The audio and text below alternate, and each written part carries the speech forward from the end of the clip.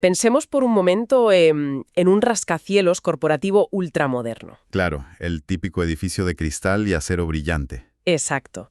Todo cristal, espacios abiertos de coworking, metodologías ágiles por todas partes y ascensores de estos que te llevan al piso 100 en cuestión de segundos. O sea, la imagen mental del pináculo absoluto de la eficiencia actual. Totalmente.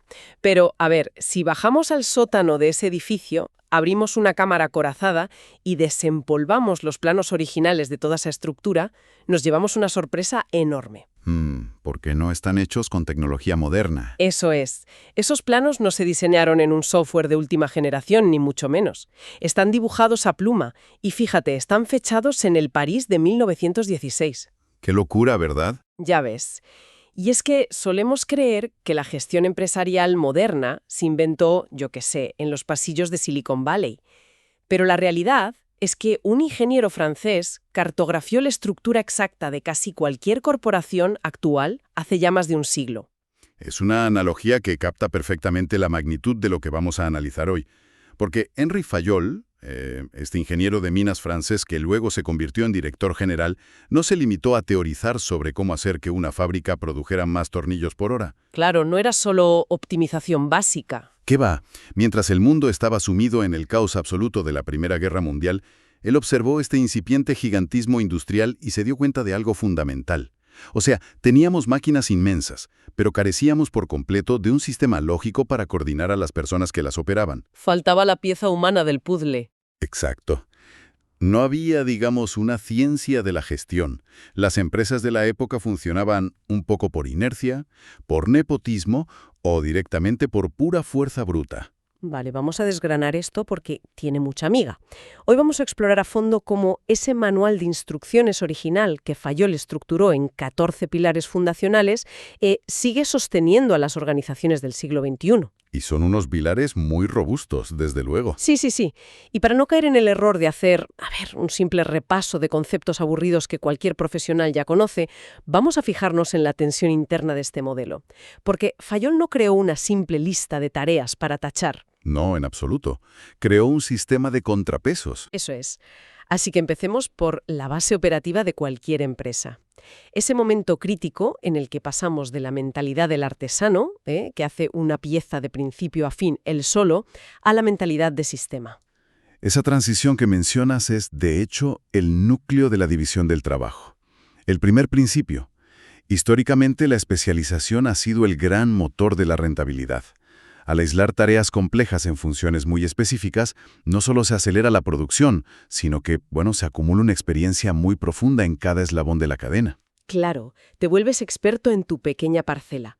Imagina la cocina de un restaurante con estrellas Michelin. ¿Buen ejemplo? O sea, el que corta las verduras no está montando los postres, cada uno a lo suyo para ir rápido y sin fallos.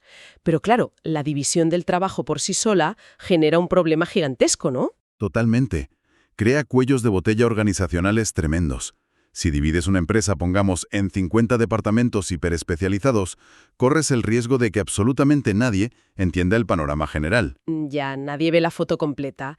Y ahí es donde el sistema necesita un motor que lo impulse para que no se atasque, que vendría a ser la autoridad, el segundo principio. Exacto. Pero a ver, si simplemente le otorgas a alguien el poder de dar órdenes a diestro y siniestro para desatascar esos cuellos de botella, ¿no corres el riesgo de crear una constelación de pequeños dictadores repartidos por toda la empresa? Pues ese es precisamente el abismo en el que caen muchísimas corporaciones hoy en día. La autoridad aislada es súper tóxica.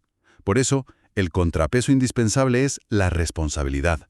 Fayol argumentaba que ambas tienen que ser, literalmente, la imagen especular de la otra. O sea, que vayan siempre de la mano. Claro. Exigir a un mando intermedio que asuma la responsabilidad de los resultados de su equipo, pero sin otorgarle la autoridad real para tomar decisiones, sobre presupuestos o contrataciones, por ejemplo, es la definición clínica de la frustración corporativa. Es como pedirle a alguien que gane una carrera con las piernas atadas. Tal cual. Y a la inversa, claro, conceder poder sin exigir rendición de cuentas destruye la confianza de todo el equipo en un abrir y cerrar de ojos. Madre mía, es un equilibrio milimétrico. Pero incluso si tienes a la persona adecuada, con la autoridad justa y la responsabilidad súper clara, la máquina no va a funcionar si cada uno interpreta las reglas a su manera. Y aquí es donde entra el tercer concepto, la disciplina. Y de la mano, la unidad de mando, que es el cuarto. Lo fascinante aquí es que, claro, suena arcaico si lo interpretamos como sumisión ciega, pero la mecánica subyacente que buscaba Fayol era la reducción de la ambigüedad. Interesante. Porque, a ver, la ambigüedad es, con toda probabilidad, la mayor fuente de estrés en el entorno laboral moderno. La disciplina, si la entendemos como el respeto a las normas culturales y operativas tácitas de una empresa, lo que hace es crear un terreno de juego predecible para todos. Ya, sabes a qué atenerte. Exacto. Y la unidad de mando refuerza precisamente eso. La premisa de que un trabajador debe recibir órdenes directas de un único superior busca eliminar, digamos, la esquizofrenia corporativa. Demasiados cocineros estropean el caldo, como suele decirse. Totalmente. Pensemos un momento en las estructuras matriciales modernas, donde un profesional de marketing reporta al director de su país y simultáneamente al director global de producto. Sí, eso es súper común ahora. Y esa dualidad, que sobre el papel suena genial porque fomenta la colaboración transversal, en la práctica suele generar parálisis. Genera conflictos de lealtad y una sobrecarga cognitiva brutal para el empleado, que, claro, no sabe qué prioridad atender primero porque sus dos jefes le piden cosas distintas. Fayol anticipó ese dolor hace 100 años. Es increíble. Entonces, vale, la máquina operativa ya tiene sus engranajes bien engrasados. Hay especialización, hay un equilibrio entre el poder y la responsabilidad, hay reglas claras y un único jefe. Eso es, la base está lista. Pero claro, la gran pregunta que surge de inmediato es, una vez que todos están remando sincronizadamente, ¿quién decide hacia dónde se dirige el barco? Y casi más importante, ¿cómo evitamos que la tripulación se amotine por el camino? Pues esa es la transición perfecta de la operativa pura a la estrategia corporativa. Y para eso se requiere el quinto principio, la unidad de dirección. Básicamente, un plan maestro centralizado. O sea, que todos miren a la misma brújula. Exacto. Puedes tener a los mejores especialistas del mundo, pero si el departamento de ventas promete una personalización extrema al cliente y el departamento de producción está optimizado para la estandarización masiva, la empresa se desgarra por dentro. Tiran para lados opuestos. Pero a ver, esa unidad de dirección es muy lógica a nivel corporativo. El problema es que trae consigo una de las exigencias más polémicas de todo este marco teórico, que es el sexto principio, la subordinación del interés personal al interés general. Sí, ese principio siempre levanta ampollas. Y normal, porque pedirle a un profesional altamente cualificado hoy en día que ponga sistemáticamente la estrategia de la empresa por encima de su propio desarrollo o de su bienestar, pues suena a una receta garantizada para el desgaste masivo, el famoso burnout. Claro, visto así desde fuera. Es que hoy en día los departamentos de recursos humanos invierten millones en la experiencia del empleado, en alinear el propósito personal con el trabajo. Entonces, ¿cómo justificaba Fayol esta exigencia de sacrificio hace un siglo? Pues la verdad es que no se sostiene si lo vemos como un sacrificio unilateral. Hay que entender la mentalidad pragmática que había detrás de esto. Fayol no pedía un martirio corporativo, lo veía como una transacción de valor. Vale, un intercambio. Eso es. Él entendía que la única manera de que un individuo subordine voluntariamente sus intereses a corto plazo por el bien de la organización es si existe una compensación que perciba como absolutamente justa. Y eso nos lleva directamente al séptimo mecanismo, la remuneración. Ya, pero la remuneración no puede ser solo el salario que te ingresan a final de mes.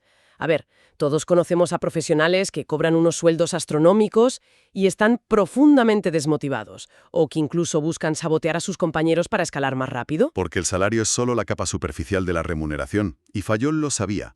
El valor real de este principio incluye también incentivos no financieros. ¿Cómo cuáles? Pues el estatus, el reconocimiento intelectual, la seguridad a largo plazo en el puesto y, sobre todo, la autonomía. Cuando se estructura correctamente, la remuneración es ese incentivo que alinea el egoísmo natural de cualquier individuo con el beneficio colectivo de la empresa. En plan, si la empresa triunfa, yo triunfo. O sea, que a todos nos vaya bien. Pero eso me lleva a pensar en cómo se distribuye realmente esa autonomía de la que hablas. Porque si la dirección estratégica centraliza todas las decisiones importantes para mantener el rumbo fijo, el empleado se convierte al final en un simple ejecutor, por muy bien pagado que esté, ¿no? Es un riesgo, sin duda. Entonces, ¿cómo se resuelve la tensión entre mantener el control del barco y dar la suficiente libertad para que la tripulación no se sienta inútil? Pues mediante la tensión constante entre centralización y descentralización, que es el octavo principio. Es fascinante cómo se describe este proceso en los textos. Centralizar la estrategia es como inhalar. Inhalar. Sí, inhalar. O sea, recoger información y poder hacia el núcleo de la empresa para tomar decisiones coherentes a nivel global. Pero descentralizar, que es delegar la ejecución y la toma de decisiones tácticas a los mandos intermedios y operativos, es como exhalar. Y es tan necesario como el aire que respiramos. Qué buena metáfora. Es que si una organización solo inhala, concentra tanto poder en la cúpula que asfixia la iniciativa de todos los demás y ralentiza cualquier respuesta al mercado. Pero claro, si solo exhala, se fragmenta en pequeños silos independientes y pierde por completo su identidad corporativa. Es la respiración del ecosistema corporativo. Me encanta. Ahora, supongamos que ya tenemos esa dirección estratégica clara y hemos encontrado ese punto dulce de delegación. Vale. Se nos presenta un nuevo reto, que es el flujo de la comunicación. Las organizaciones tradicionales son, infames por su rigidez jerárquica. Las cadenas de mando verticales aseguran el control, claro, pero a menudo actúan como muros de hormigón frente a la innovación o cuando hay crisis urgentes. Y es aquí, fíjate, donde encontramos una de las innovaciones organizacionales más subestimadas de principios del siglo XX. En el principio 9, la jerarquía, Fayol introduce el concepto de la cadena escalar, o lo que popularmente en gestión se conoce como el puente de Fayol. El famoso puente. Sí, aunque defiende a capa y espada la necesidad de una jerarquía clara para mantener el orden, se da cuenta de que necesita introducir una válvula de escape sistémica. O sea, ¿un protocolo formal para saltarse a tu jefe cuando hace falta? Dicho de forma cruda, sí, totalmente. Es la autorización explícita para que dos profesionales de distintos departamentos y de niveles jerárquicos diferentes se comuniquen y colaboren directamente para resolver un problema urgente. Puenteando a toda la cadena de mandos intermedios. Exacto. La única condición, claro, es que esos mandos sean informados posteriormente de las decisiones que se han tomado. Es que eso es revolucionario para el año 1916. Adelanta en décadas lo que hoy las empresas tecnológicas intentan implementar desesperadamente con las metodologías Agile o los squads interdisciplinares. Es que es lo mismo en el fondo. Es la admisión tácita de que la burocracia, si se aplica dogmáticamente, es el mayor enemigo de la eficacia. Básicamente, te da permiso para apagar el incendio primero y rellenar el formulario de incidencias después. Exacto. Demuestra una comprensión súper profunda de que la velocidad es un activo corporativo vital. Pero ojo, para que esa flexibilidad no degenere en una anarquía total, requiere un orden interno impecable. Y llegamos al principio 10, el orden. Eso es. Y cuando hablamos de orden, no nos referimos a tener los escritorios despejados o los archivos bien etiquetados, ¿eh? Hablamos de la dimensión más compleja de todas, que es el orden social. Siempre bromeo diciendo que este principio suena a que Fayol era una especie de maricondo del mundo empresarial. Pero hablando en serio, ese concepto de orden social es puro talento y cultura organizacional moderna. Totalmente. Fayol lo definía como la persona adecuada en el lugar adecuado, basándose estrictamente en sus competencias y talentos. Y es que durante mucho tiempo, y todavía pasa hoy en día, las empresas han metido a las personas en puestos simplemente para llenar un hueco en el organigrama. Como quien encaja una pieza de un puzzle a martillazos, ¿verdad? Tal cual. Sin embargo, analizar realmente dónde aporta más valor una mente específica es la base absoluta de la retención del talento hoy en día. Y ese orden social es totalmente insostenible si no está cimentado en la equidad, que es el principio 11. La equidad va muchísimo más allá de la simple justicia contractual o salarial. Trata sobre la ética directiva de la empresa. Claro, sobre cómo te tratan en el día a día. Exacta. Sobre cómo se resuelven los conflictos internos, sobre la eliminación de los favoritismos tóxicos. Al fin y al cabo, la lealtad profunda de un equipo de alto rendimiento no se puede comprar simplemente repartiendo bonos de productividad a final de año. Para nada. Se gana día a día, mediante un liderazgo que la plantilla percibe como inquebrantablemente justo. Esto demuestra que Fayol no quería crear fábricas llenas de robots grises, sino ecosistemas dinámicos y justos. Lo cual nos empuja directamente hacia el factor más humano de toda esta arquitectura corporativa. Aquí es donde se pone realmente interesante la cosa. A ver. Si tienes una máquina eficiente, justa y bien estructurada, ¿Qué le pasa a la psicología de las personas que habitan en ella a lo largo del tiempo? Las empresas a menudo ven a los empleados como recursos fungibles, piezas que puedes intercambiar. Sí, un número más en la hoja de cálculo. Exacto. Pero la alta rotación, esa puerta giratoria constante de talento que entra y sale, es un cáncer silente para cualquier organización. Y Fayol lo abordó en su principio 12, la estabilidad del personal.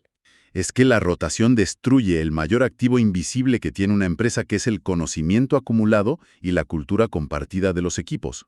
Claro, lo que no está escrito en los manuales. Eso es, la estabilidad del personal es un pilar innegociable. Un profesional necesita un periodo de maduración sustancial para interiorizar los procesos tácitos, para entender las dinámicas de poder informales y así alcanzar su máxima capacidad analítica dentro de ese entorno específico. Tiene todo el sentido. Cuando la rotación en puestos clave es altísima, la empresa vive en un estado de amnesia permanente. O sea, solo hay supervivencia, apagar fuegos, pero nunca hay evolución real. Esto me recuerda muchísimo a teorías posteriores, como la pirámide de Maslow o la teoría Y de MacGregor, porque sin esa base de seguridad a largo plazo es que es imposible pedirle a nadie que innove. Imposible, ¿sí? Innovar requiere asumir riesgos, y nadie, absolutamente nadie, asume riesgos si siente que su puesto de trabajo pende de un hilo, o si sabe que no va a estar allí el año que viene para ver los resultados de su idea. Esto enlaza directamente con el principio 13, la necesidad de fomentar la iniciativa. La iniciativa en absolutamente todos los estratos de la empresa, sí, porque es el motor de la mejora continua. El paradigma clásico de la revolución industrial dictaba que el equipo directivo piensa y los obreros simplemente ejecutan. Los de traje piensan, los de mono de trabajo sudan. Exacto. Pero la realidad operativa es que la persona que está en la trinchera, la que interactúa cara a cara con el cliente frustrado o la que está ensamblando la pieza en la fábrica, esa persona posee una granularidad de información, un nivel de detalle que el director general jamás tendrá sentado en su despacho. Por supuesto. Por eso hay que aprovecharlo.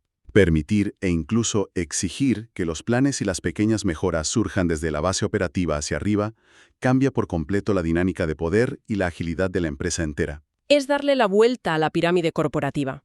Fomentar ese nivel de implicación eleva el sentido de pertenencia a unos niveles que, ninguna campaña de comunicación interna con tazas y bolígrafos podría lograr jamás. Ya te digo, las tazas con frases no hacen milagros. Y es el caldo de cultivo perfecto para el 14º y último principio, el famoso esprit de corps, el espíritu de equipo. Pero no entendido como un concepto difuso de vamos a llevarnos bien y tomar un café juntos, sino como una alineación estratégica. Eso es fundamental. O sea, donde los diferentes departamentos dejan de competir a muerte por los presupuestos internos y empiezan de verdad a colaborar para batir a la competencia externa. Cuando observamos todos estos contrapesos juntos, desde la división del trabajo hasta la equidad, pasando por la iniciativa, nos damos cuenta de que lo que se estaba forjando en 1916 no era solo un método operativo para fábricas. Era algo mucho más grande. Sí, se estaba definiendo una disciplina profesional completamente nueva, el management moderno. El propio Fayol diseccionó el acto de administrar en 5 elementos clave que siguen intactos hoy, o sea, prever el futuro a través de la planificación, organizar la estructura material y humana, dirigir esa maquinaria, coordinar los esfuerzos y finalmente controlar que la ejecución no se desvíe de la estrategia original. Fíjate, quiero hacer una pausa breve en el concepto de coordinar dentro de esos 5 elementos. Las traducciones y los análisis originales utilizan una palabra que me parece preciosa y terriblemente precisa, que es armonizar. Armonizar todos los actos y esfuerzos. Es un verbo muy potente, sí. Es que es un término que parece sacado de una sinfonía, no de una fábrica de acero. Sugiere que el trabajo de un directivo no es gritar más fuerte que los demás en la sala, sino asegurar que los violines no tapen a los instrumentos de viento, por seguir con la metáfora. Es una analogía brillante y nos lleva al concepto global, el broche de oro de toda esta teoría, que hoy se conoce como el fayolismo, y en concreto a la transformación de las habilidades a lo largo de la carrera de un profesional. Ah, sí, la curva de habilidades. Exacto, lo que se conoce como la curva de habilidades. Y te diría que es, quizás, la observación sociológica más aguda de todo este marco teórico. Fayol establece que, en la base de la pirámide organizacional, el éxito de una persona depende de forma abrumadora de su capacidad técnica o profesional. O sea, lo bueno que seas en tu oficio. Eso es, el mejor programador, la mejor contable, el operario de maquinaria más rápido. Su valor reside en su conocimiento técnico puro y duro.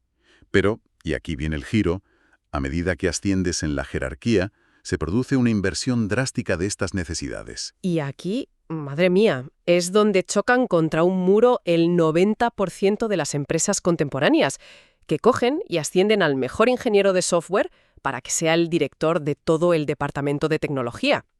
Con la esperanza casi mágica de que su brillantez técnica se traduzca, de la noche a la mañana, en liderazgo. Y suele ser un desastre. Porque la curva de habilidades de Fayol demuestra que, en la alta dirección, la necesidad de pericia técnica disminuye drásticamente, mientras que la capacidad administrativa, es decir, la capacidad de armonización, de gestión de egos, de visión estratégica, se vuelve primordial. Claro, son trabajos diferentes. El mejor técnico suele ser, trágicamente, un gestor desastroso si no se le forma para esa nueva realidad. Porque dirigir no es un premio a la excelencia técnica, es una profesión completamente diferente. Es un cambio de paradigma brutal. Pasar de decir, oye, soy valioso por lo que produzco con mis manos o con mi mente, a decir, soy valioso por cómo facilito que otras personas produzcan. Exacto. El foco cambia de ti a los demás. Ha pasado más de un siglo, ¿eh? Hemos atravesado revoluciones tecnológicas, digitalización masiva, ahora la inteligencia artificial, y sin embargo, los problemas estructurales de cualquier startup tecnológica o multinacional financiera moderna siguen chocando exactamente contra las mismas tensiones que un ingeniero detectó entre máquinas de vapor en Francia. Las herramientas que usamos han cambiado de forma irreconocible, claro, pero la naturaleza humana, las dinámicas de poder informal, la necesidad profunda de equidad y los cuellos de botella en la comunicación, eso permanece inmutable. Es el triunfo del diseño organizacional sistemático frente a la pura improvisación. Totalmente. Como bien reza una de las citas más famosas del propio Henri Fayol, que impulsó todo este movimiento, elaborar un plan y asegurarse el éxito es una de las mayores satisfacciones que un hombre inteligente puede experimentar. Pues fíjate, es una satisfacción intelectual que nos deja una profunda reflexión sobre la mesa para quienes nos escuchan hoy. Cuando miramos a esas empresas que son enormemente disruptivas hoy en día, aquellas que presumen de no tener reglas, de trabajar sin horarios y de romper todos los moldes corporativos tradicionales. Sí, las que van de modernas. Esas mismas, en el fondo, no están inmersas en la búsqueda desesperada de ese mismo y frágil equilibrio que Fayol describió hace un siglo. O sea, el orden total es necesario para evitar el colapso absoluto de la maquinaria. Pero la iniciativa individual libre es el único oxígeno que permite la supervivencia a largo plazo. Es un equilibrio que no pasa de moda. La fachada del rascacielos puede ser de cristal y titanio, pero las vigas maestras que lo sostienen frente al huracán, a fin de cuentas, siguen siendo exactamente las mismas 14 vigas. Muy bien visto. Bueno, y antes de cerrar nuestra exploración a fondo de hoy, es imperativo reconocer el origen de esta estructuración y de este desglose conceptual tan brillante que hemos utilizado como brújula para el episodio. Por supuesto, honor a quien honor merece. Todo el análisis detallado de estos 14 pilares fundacionales ha sido extraído de un extenso y meticuloso artículo elaborado por Daniel Blanco. Daniel es un destacado consultor experto en calidad, estrategia y liderazgo corporativo. Y de verdad, si a la gente que nos escucha le ha parecido fascinante descubrir los engranajes invisibles que mueven el mundo empresarial, Que estoy seguro de que sí. y queréis profundizar con un rigor profesional absoluto en estos temas, os invitamos encarecidamente a visitar su blog oficial, que es dbcalidad.blogspot.com. Es un recurso inestimable para líderes y profesionales que buscan entender verdaderamente la arquitectura de sus organizaciones. Totalmente de acuerdo. Un material de consulta indispensable para cualquiera que desee pasar de ser un simple operador dentro del sistema a convertirse en un verdadero arquitecto organizacional. Pues dicho queda. Hasta la próxima exploración.